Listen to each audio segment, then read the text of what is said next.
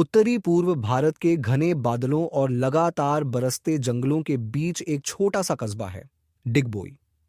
पहली नजर में यह स्थान शांत, साधारण और लगभग भुला हुआ प्रतीत होता है, लेकिन इसकी मिट्टी में अब भी दबी हुई है वह ऊर्जा कथा, जो अगर भारत ने सही समय पर पहचानी होती, तो आज हमारा देश ग्लोबल सुपर पावर्स की बराबरी नहीं, बल्कि उनसे आगे खड़ा होता।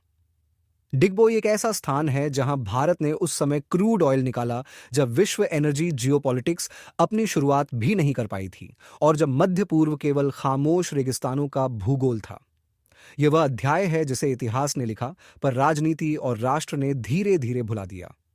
कहानी शुरू होती है 1880 के दशक में, जब ब्रिटिश राज असम के वर्षावनों में रेलवे का विस्तार कर रहा था।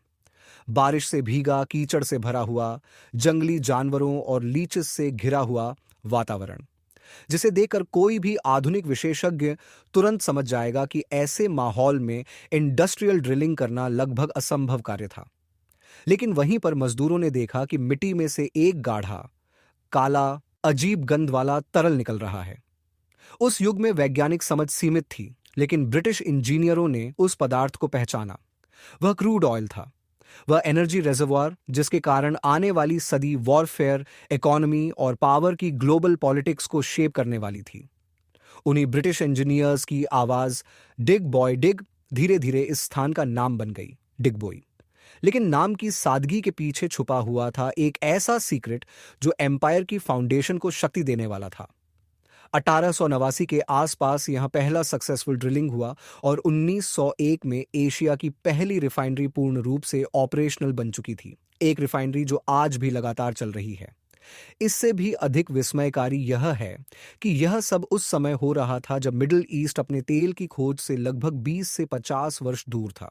इमेजिन कीजिए, भारत एनर्जी रेवोल्यूशन में मिडिल ईस्ट से पहले खड़ा था, लेकिन नेशनल डेस्टिनी ने उस डिस्कवरी को किसी ग्रैंड इंडस्ट्रियल ट्रांसफॉर्मेशन में नहीं बदला। डिगबोई ब्रिटिश एम्पायर के लिए सिर्फ एक रिफाइनरी नहीं थी, यह एक वेपनाइज्ड फ्यूल नोड थी। वर्ल्ड वॉर II के दौरान एलाइड फोर्सेस की बड़ी machinery, aircraft, trucks, armoured vehicles, इन सबकी लेफ्ट लाइन यही तेल था। इस कारण ब्रिटिश ने डिगोबी के पूरे बेल्ट को मिलिट्री जोन की तरह ऑन परेड किया। Maps, production data, transport routes, काफी कुछ क्लासिफाइड रखा गया ताकि जापान या जर्मनी इस वाइटल सप्लाई चेन तक पहुंच ही न पाए। यह सीक्रेसी इतनी गहरी थी कि कई ड्रिलिंग रिकॉर्ड्स और ऑपरेशनल डॉक्यूमेंट्स को वॉर टाइम डिस्पोजल के दौरान नष्ट कर दिया गया, ताकि एम्पायर का स्ट्रेटेजिक एडवांटेज खो न जाए। ब्रिटिश शासन के लिए यह भारतीय क्षेत्र एक इंडस्ट्रियल साइट नहीं, एक जियो स्ट्रेटेजिक फोर्ट्रेस था। लेकिन जहां कॉलोनियल एडमिनिस्ट्रेशन इसे एक स्ट्रेटेजिक इंजन की तरह चला रहा था, वहीं इंडिपेंडेंट इंडिया इस डिस्कवरी की पॉलिटिकल ग्रेविटी को अपने नेशनल ब्लूप्रिंट में कन्वर्ट नहीं कर पाया। आजादी के बाद इंडस्ट्रियल प्रायोरिटीज पश्चिमी तट, गुजरात रिफाइनरीज, बॉम्बे हाई और कोस्टल अर्बनाइजेशन की ओर मुड़ गईं। नॉर्थ ईस्ट धीरे धीरे एक पेरिफेरल रीजन बन गया, चाहे नेशनल मीडिया हो, राजनीति हो या पब्लिक इमेजिनेशन।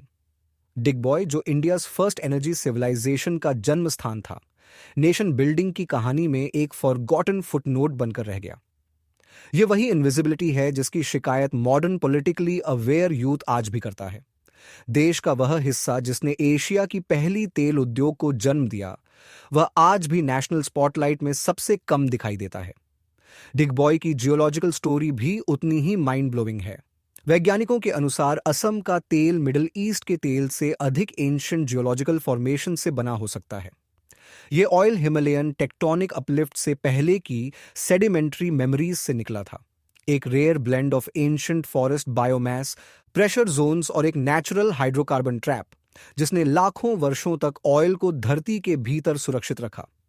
इसका अर्थ यह है कि भारत के पास न केवल अर्ली डिस्कवरी थी, बल्कि दुनिया के कुछ सबसे पुराने हाइड्रोकार्बन रिजर्वॉयर का जियोलॉजिकल प्रेस्टीज भी था। यदि यह रिसोर्स नेशनल स्ट्रेटजी का केंद्र बनता, तो आज भारत तेल बाजार का कंज्यूमर नहीं, बल्कि शायद एक लीडिंग प्रोड्यूसर भी होता। डिगबॉय की रातों में रिफाइनरी की फ्लेयर जब आसमान में नारंगी आभा बनाती है, तो ऐसा लगता है मानो धरती का हृदय अब भी जलता हुआ इतिहास बाहर निकल रहा हो। पुराने British bungalows, wooden clubs, golf course, archival rooms, ये सब सिर्फ हेरिटेज आर्किटेक्चर नहीं बल्कि एक ऐसी ऊर्जा सभ्यता का फॉसिल है जो कभी एशिया का पहला एनर्जी एम्पायर बनने जा रही थी। लेकिन नैरेटिव पावर, पॉलिटिकल विल और डेवलपमेंटल इमेजिनेशन की कमी ने उसे एक छोटे इंडस्ट्रियल टाउन से आगे नहीं जाने दिया। भारत आज भी मिडिल ईस्ट से तेल इंपोर्ट करता है, ग्लोबल प्राइस फ्लक्चुएशन से जूझता है, स्ट्रेटेजिक ऑटोनॉमी की बहस करता है, जबकि आयरनी यह है कि हम उसी मिडिल ईस्ट से डिपेंडेंसी लेते हैं जिसके डेकेड्स पहले हम एनर्जी डिस्कवरी में पायनियर्स थे। यह विडंबना जियोलॉजिकल नहीं, पॉलिटिकल है। दुनिया में कुछ ही देशों को ऐसा हिस्टोरिक हेड स्टार्ट मिलता है।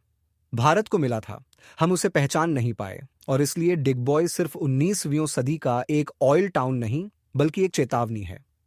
वह सिखाता है कि किसी राष्ट्र की डेस्टिनी रिसोर्सेज से नहीं बनती बल्कि कहानियों से बनती है, उन नैरेटिव्स से जिन्हें राष्ट्रीय नेतृत्व एम्पलीफाई करता है, जिन पर वह विकास की फ्रेमवर्क्स खड़ी करता है। मिडिल ईस्ट ने अपने तेल को एम्पायर बना दिया, भारत ने अपने तेल को इतिहास की फाइलों में दफन होने दिया। आज डिगबॉय की मिट्टी के नीचे न तो वैसे रिजर्वॉयर्स रहे न वैसे प्रोडक्शन नंबर्स, लेकिन उसके पास आज भी वह मेमोरी है, वह स्मृति की भारत एनर्जी रेवोल्यूशन में पहला था। वह फ्लेम आज भी रिफाइनरी के ऊपर जलती है, किसी भूले हुए युग की हार्ट बीट की तरह, धीमी, लेकिन यह याद दिलाती हुई कि इतिहास ने हमें एक बार एक बहुत बड़ा मौका दिया था।